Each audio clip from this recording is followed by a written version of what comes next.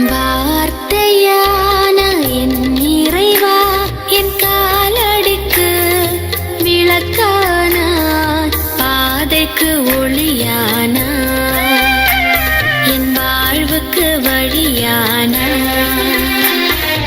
வார்த்தையான என் இறைவா, என் காலடிக்கு விளக்கானாய், பாதைக்கு ஒளியானாய், என் வாழ்வுக்கு வழியானாய்.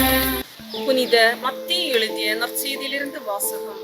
அதிகாரம் 21, 33 முதல் 43 வரை உள்ள இறைவார்த்தைகள். அக்காலத்தில் இயேசு தலைமை குருக்களையும் மக்களின் மூப்பர்களையும் நோக்கி கூறியது: மேலும் ஓர் உவமையை கேளுங்கள். நிலக்கிழார் ஒருவர் ஒரு திராட்சை தோட்டம் போட்டு சுற்றிலும் வேலி அடைத்து அதில் புளிவு புளி வெட்டி ஒரு காவல் மாடமும் கட்டினார். பின்பு தோட்ட தொழிலாளர்களிடம் அதை குத்தகைக்கு விட்டுவிட்டு நெடும் பயணம் மேற்கொண்டார். பழம் பறிக்கும் காலம் நெருங்கி வந்தபோது அவர் தமக்கு சேர வேண்டிய பழங்களை பெற்று வரும்படி தம் பணியாளர்களை அத்தோட்ட தொழிலாளர்களிடம் அனுப்பினார். தோட்ட தொழிலாளர்களோ அவருடைய பணியாளர்களை பிடித்து ஒருவரை நையே புடைத்தார்கள், ஒருவரை கொலை செய்தார்கள், ஒருவரை கல்லால் எறிந்தார்கள்.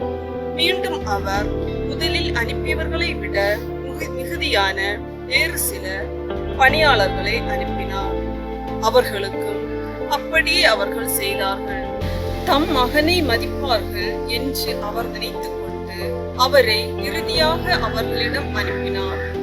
அம்மகனை கண்டபோது தோட்ட தொழிலாளர்கள், இவன்தான் சொத்துக்கு உரியவன், வாருங்கள் நாம் இவனை கொன்று போடுவோம், அப்போது இவன் சொத்து நமக்கு கிடைக்கும் என்று தங்களிடம் பேசிக்கொண்டார்கள். பின்பு அவர்கள் அவரை பிடித்து திராட்சை தோட்டத்திற்கு வெளியே தள்ளி கொன்று போட்டார்கள்.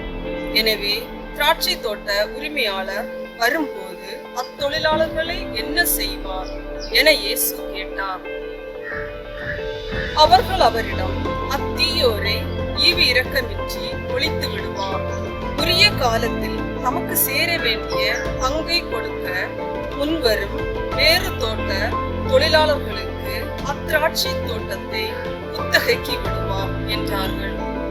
இயேசு அவர்களிடம், கட்டுவோர் புறக்கணித்த கல்லே கட்டிடத்துக்கு மூலைக்கல் ஆயிற்று, ஆண்டவரால் இது நிகழ்ந்தது, நம் கண்களுக்கு இது வியப்பாயிற்று என்று நீங்கள் மறைநூலில் ஒருபோதும் வாசித்தது இல்லையா? எனவே உங்களிடமிருந்து இறையாட்சி அகற்றப்படும், அவ்வாட்சிக்கு ஏற்ற முறையில் செயல்படும் ஒரு மக்களினத்தார் அதற்கு உட்படுவார் என நான் உங்களுக்கு சொல்கிறேன் என்றார்.